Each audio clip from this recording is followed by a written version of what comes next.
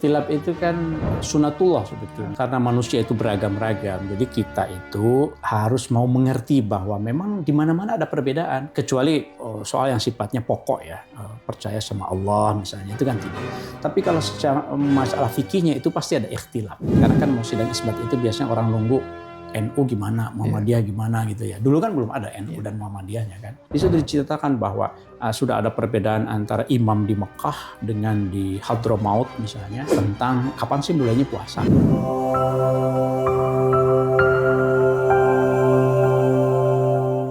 Jalan-jalan ke Surakarta, gak lupa jajan di Abon Mesran. Kembali lagi di podcast Data Bercerita di episode spesial bulan Ramadan. Aku Auf dan aku akan jadi host kali ini ngebahas bareng-bareng.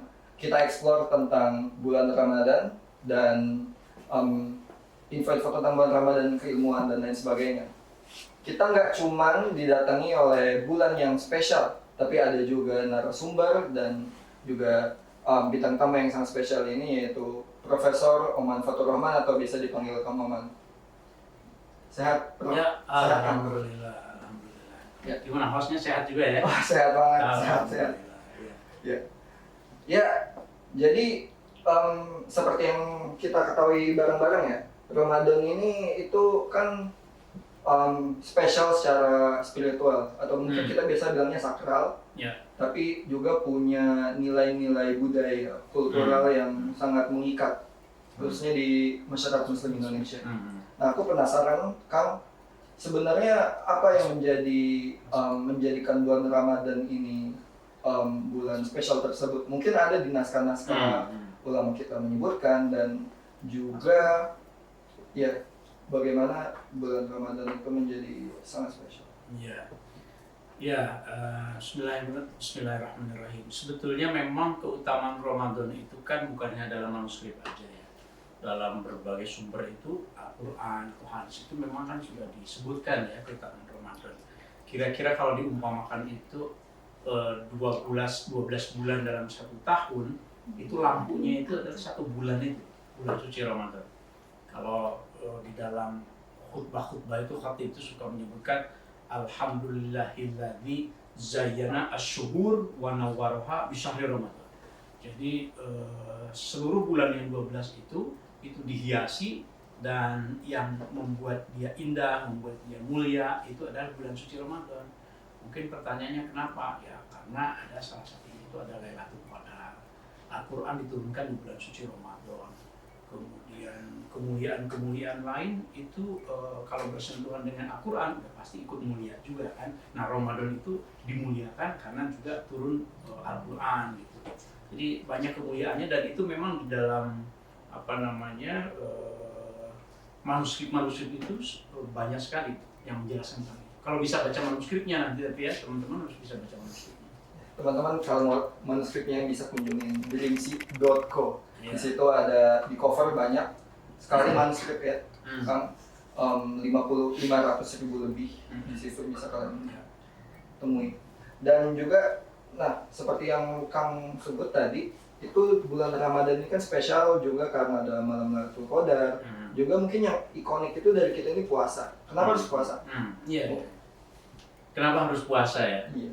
Nahan lapar dari pagi sampai malam itu kenapa harus itu mungkin? Ya sebetulnya kan puasa itu semacam detoksifikasi lah. Anak muda ngerti detox nggak ya? Detox, ngilangin yang kotor ya. Kotor. Jadi ada satu kalimat di dalam manuskrip itu bahwa inna likulli syai'in zakatan. Segala sesuatu itu ada zakatnya. Wa zakatul badan as-shaum. Zakat badan kita itu supaya kita didetox itu tidak hanya secara fisik tapi secara spiritual. Zakatnya itu adalah puasa.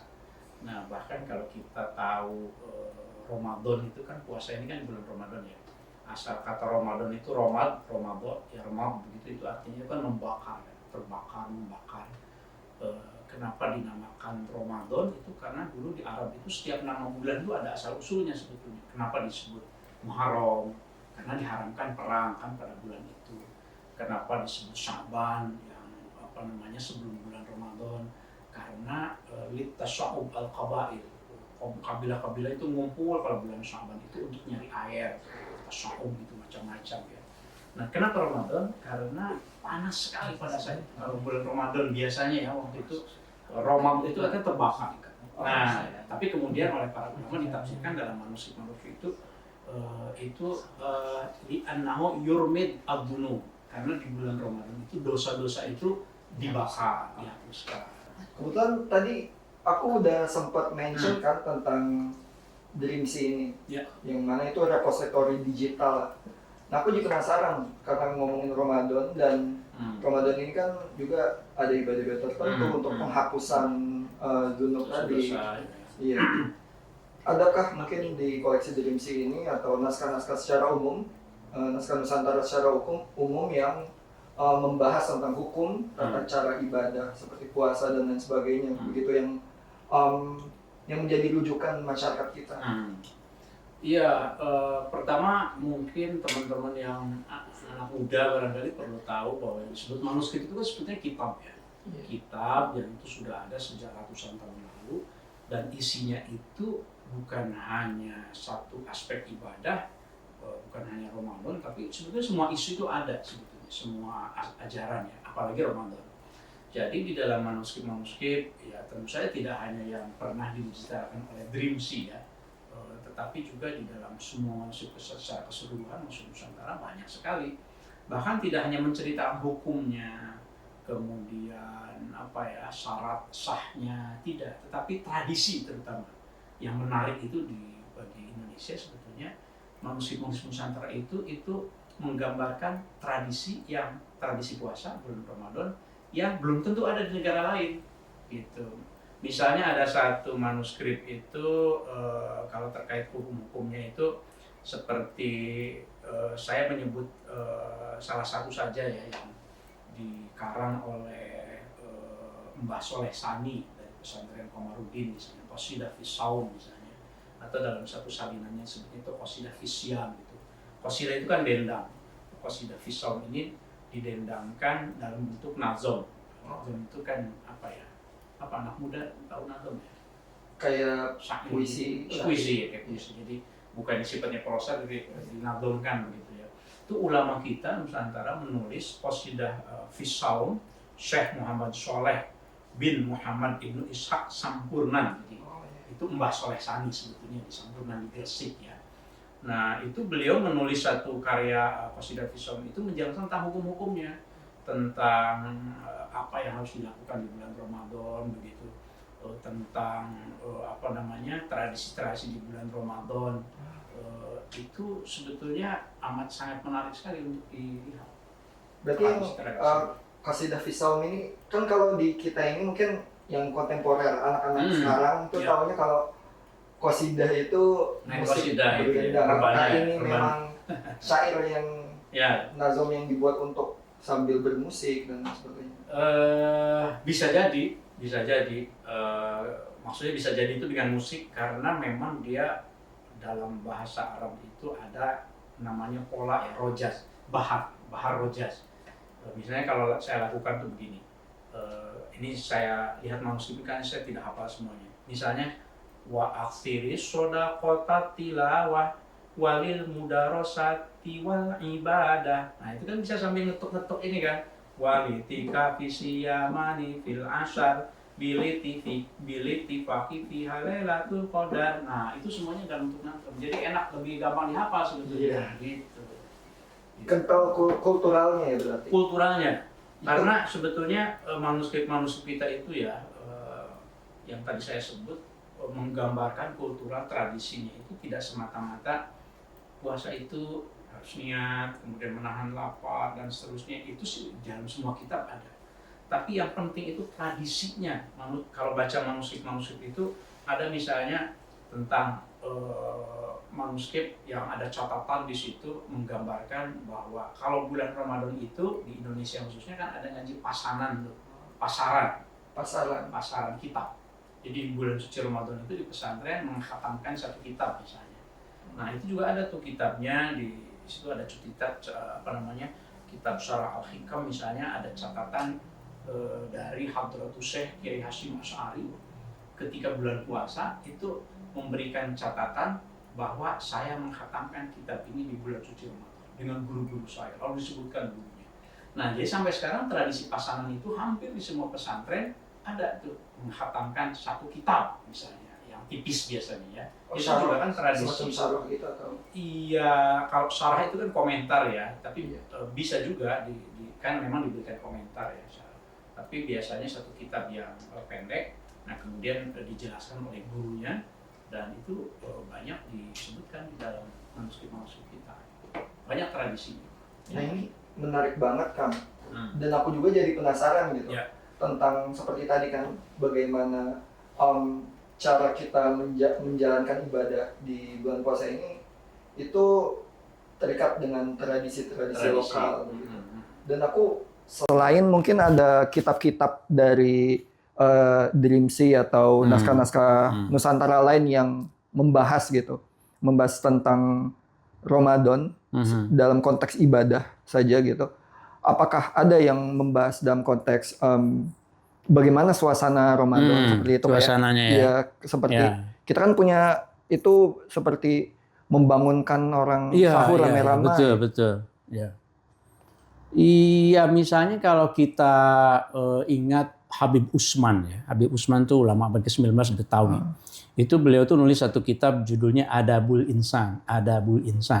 Ini kalau saya baca di sini itu Adabul Insan itu diartikan oleh Habib Usman itu artinya segala kelakuan manusia yang bijaksana. Nah, karangan Habib Usman. Nah, di situ ada tuh cerita tentang bedug, tradisi bedug.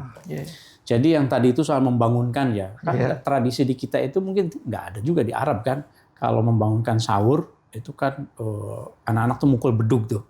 Nah, terus kemudian kan menjadi isu karena membangunkan bedug itu ya rame. Kalau rame itu berisik banget sih, terutama di kota-kota mungkin gitu ya. Habib Usman kan hidupnya di Betawi ya.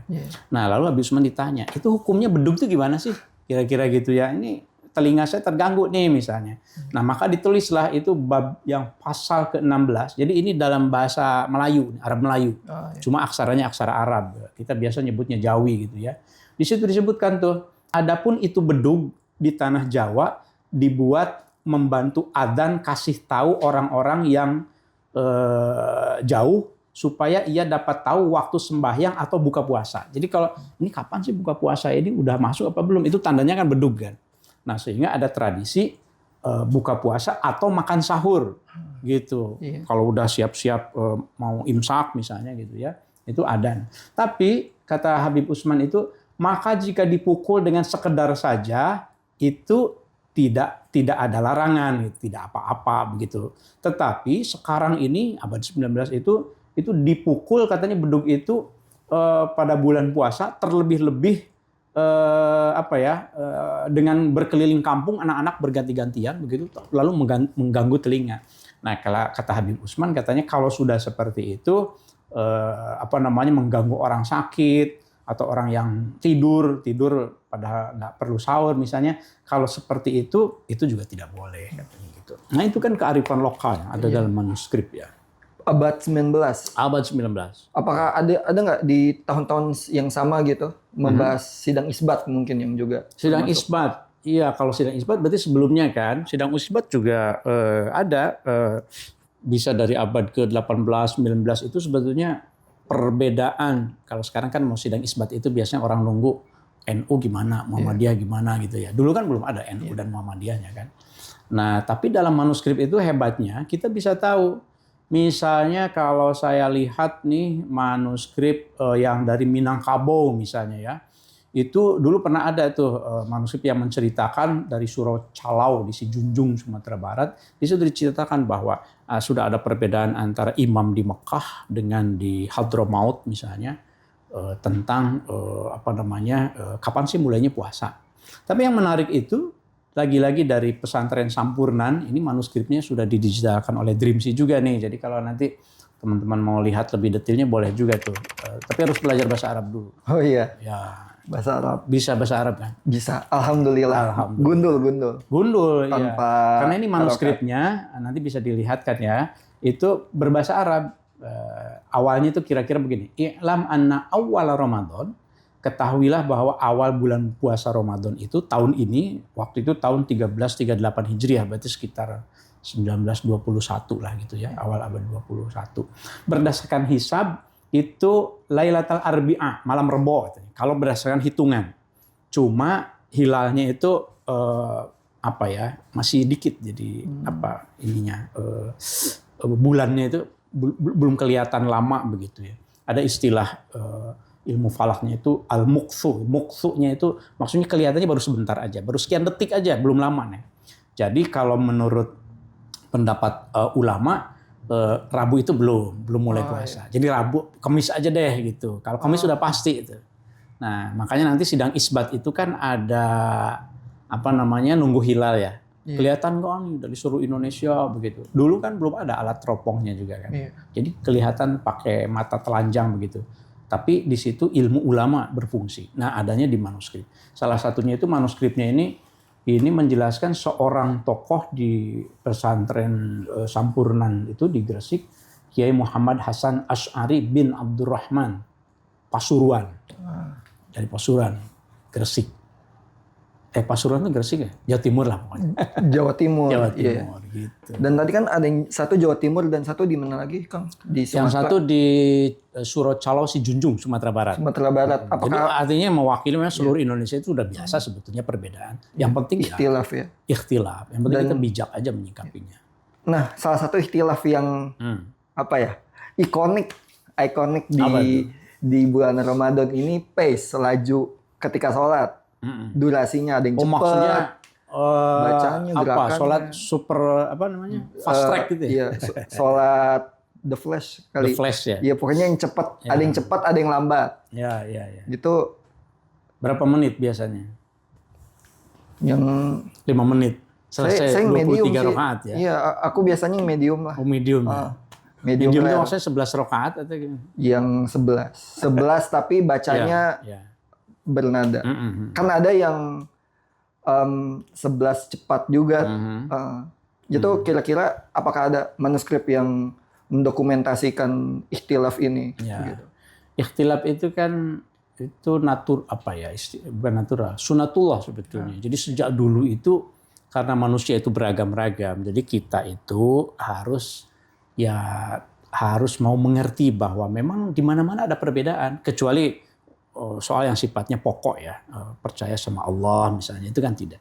Tapi kalau secara masalah fikihnya itu pasti ada ikhtilaf gitu. Bahkan sekarang kalau kita tahu di Saudi katanya tarawihnya nanti itu 10 rakaat katanya, bukan lagi 8, 10 ditambah 3. Berarti kan 13. Wah, itu baru lagi berarti kan versi baru nih, versi 2026. Nah, dulu di ikhtilaf itu sudah ada. Setidaknya kalau dalam manuskrip soal tarawih cepat itu, rupanya pernah ditanyakan juga dulu ke ajengan Sanusi.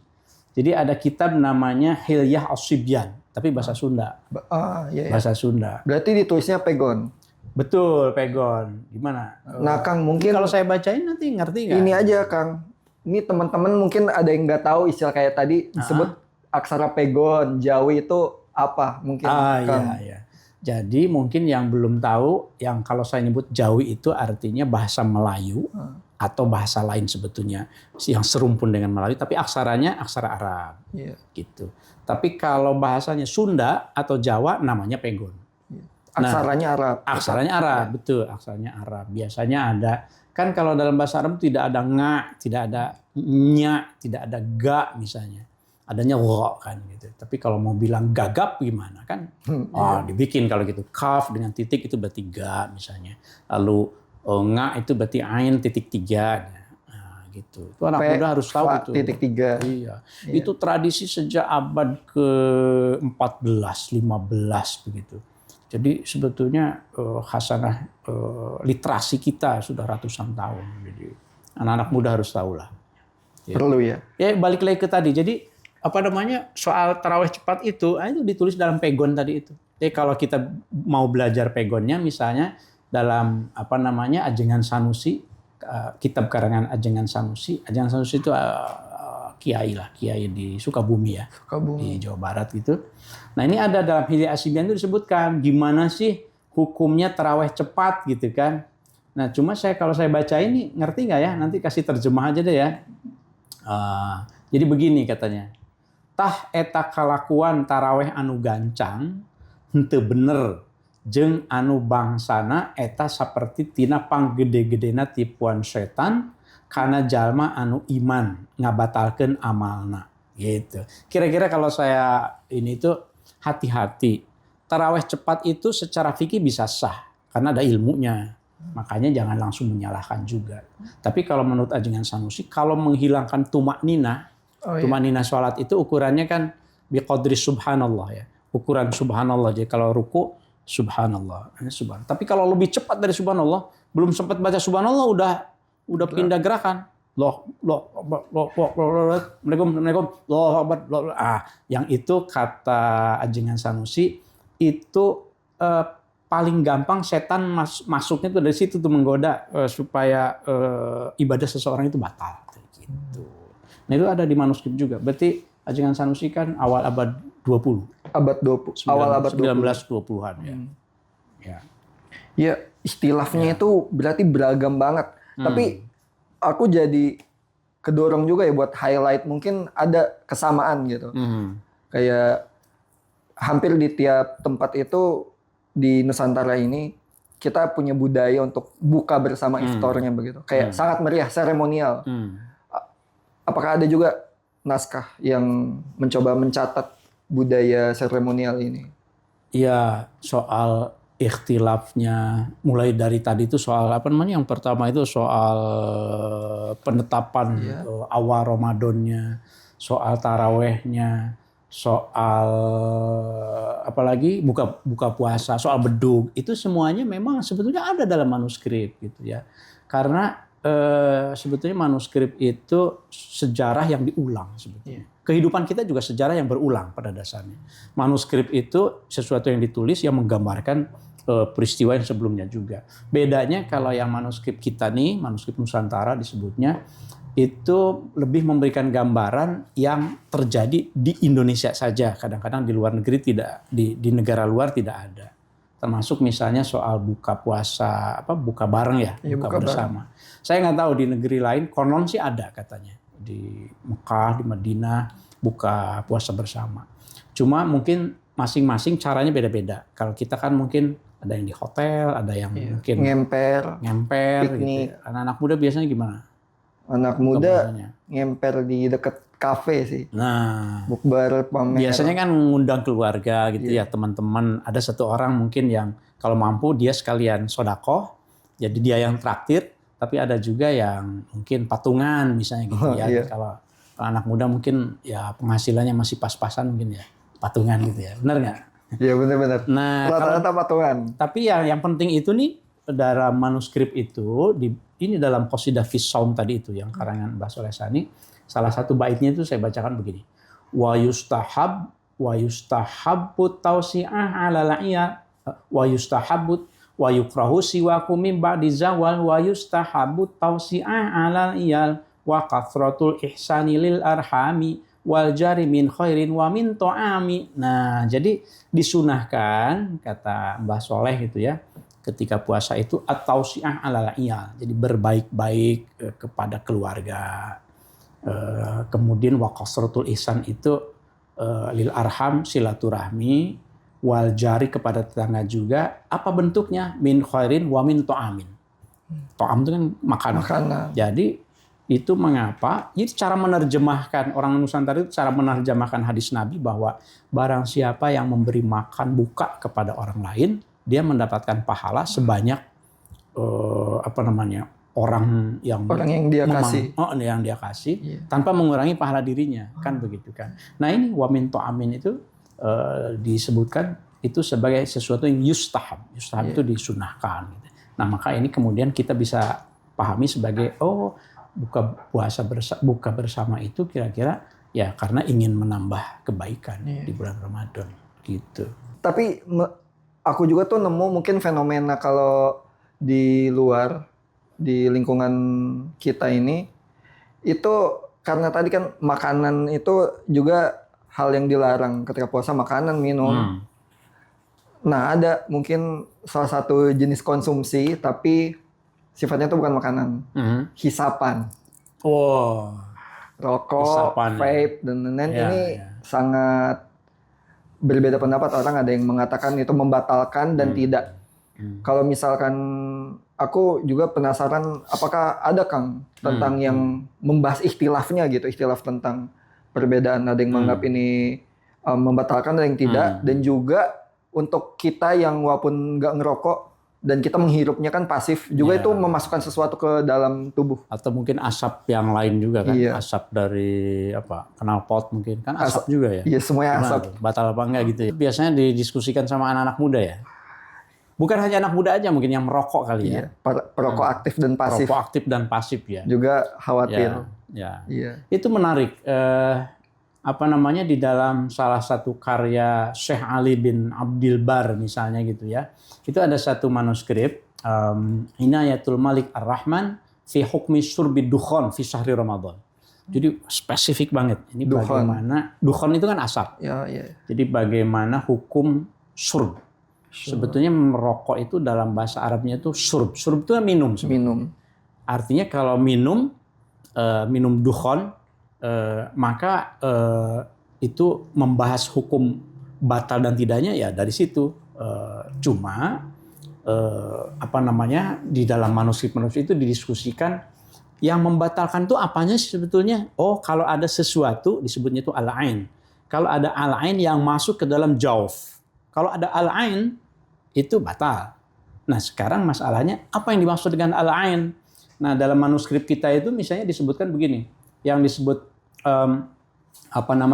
al-ain itu adalah aqallu ma yudraku bil basar. Sesuatu yang bisa kelihatan kasat mata. Asap kelihatan nggak? Kelihatan, gitu kan. Kemudian masuk ke dalam jauf dan amdan, disengaja. Maka itu batal. Jadi kalau vape atau apa segala misalnya secara sengaja dan asapnya ada, ya batal juga. Tapi bagaimana kalau buhur misalnya atau asap itu asap kebakaran atau apa? Pertama tidak disengaja. Kalau tidak disengaja, yang pasif tadi misalnya gitu ya, perokok pasif ya.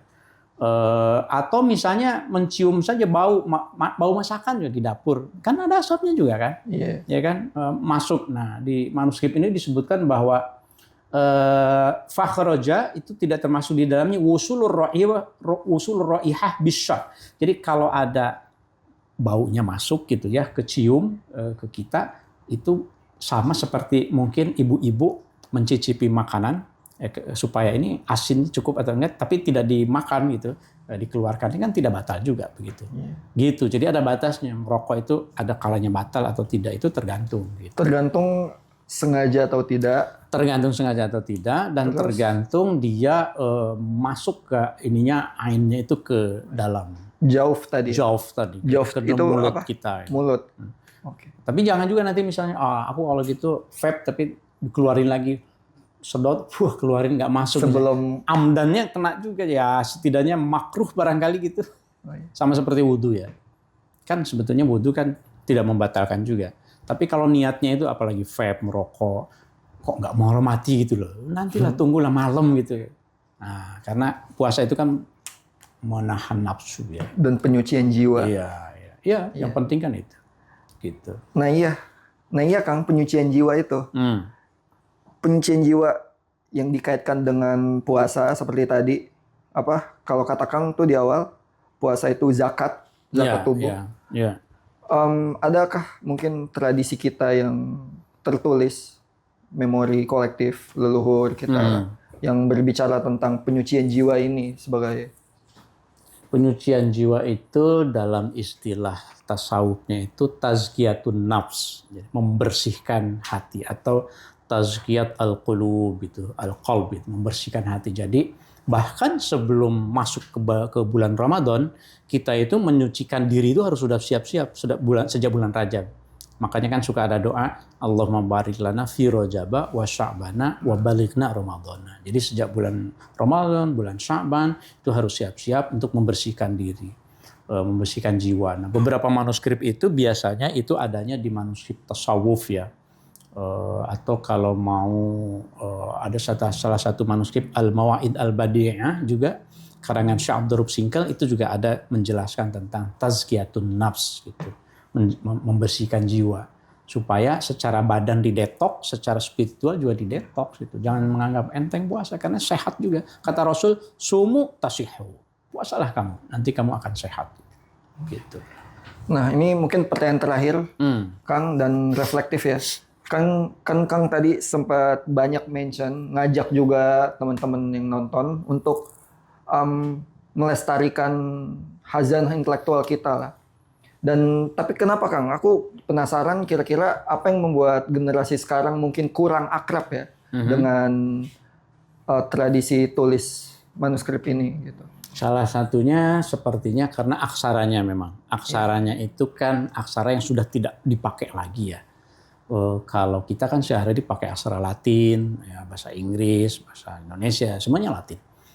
Padahal sampai akhir abad ke-19, aksara kita itu ada Honocoroko, ada Cacarakan Sundanya, ada Jawi ini, itu 500 tahun. Nenek moyang kita itu menggunakan itu dan menuliskan berbagai hal begitu. Nah, tiba-tiba Belanda melarang itu gitu. Karena Belanda jadi nggak bisa tahu apa yang ditulis oleh para ulama, maka dilarang kan. Maka kemudian diharuskan menggunakan Latin, misalnya akhir abad 19, awal abad 20. Maka sejak itu makin hilang. Awal abad 20 masih ada yang nenek kita itu nenek gitu ya. Mungkin dianggap buta huruf, tapi seringkali bisa kalau baca pegon gitu.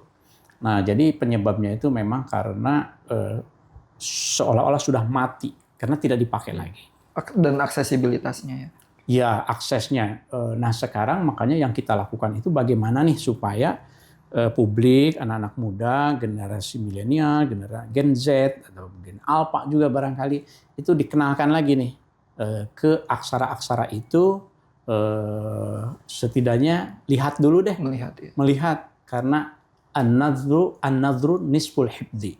Melihat itu separuh dari menghafal. Kalau udah lihat, mungkin nanti dia ingat, mau belajar gitu. Teman-teman di rumah, kalau ada yang mau tahu lebih lanjut dari naskah-naskah yang Kang Oman tadi sebutin, bisa langsung kunjungin websitenya Dreamsi, dreamsi.co. Aksesnya gratis buat semua manusia. Dan juga kalau mau dive deeper ke kegiatan Ngariksa lebih lanjut, kalian bisa pantau terus channel YouTube-nya dan akun Instagram-nya Ngariksa, Ngaji Manuskrip Kuno Nusantara, yang akan diampul langsung sama Kang Oman. Mereka ada acara tiap 2 Jumat sekali. Bisa langsung kalian kunjungin. Ngariksa itu kita punya jargon klasik asik. Apa? Klasik asik. Klasik asik. Iya, jadi semakin klasik, anak-anak muda itu semakin tahu yang klasik, itu bukan semakin tertinggal, makin asik. Orang lain nggak tahu, kita tahu. Iya. Subscribe di Ngariksa. Bisa subscribe langsung ke Ngariksa, subscribe juga ke PPIM, biar kalian bisa tetap stay tune ke episode-episode podcast Data Bercerita selanjutnya. Dan makasih banget Kang Oman udah membersamai kita semua. Dan maaf kalau ada kekurangan dan lain sebagainya. Dimaafkan. Bulan Ramadan harus memaafkan. Bulan Ramadan harus saling memaafkan. Ketika riset menemukan suara, maka yang terjadi adalah data yang bercerita. Auf undur diri dan bersama Kang Oman. Sampai berjumpa di episode selanjutnya.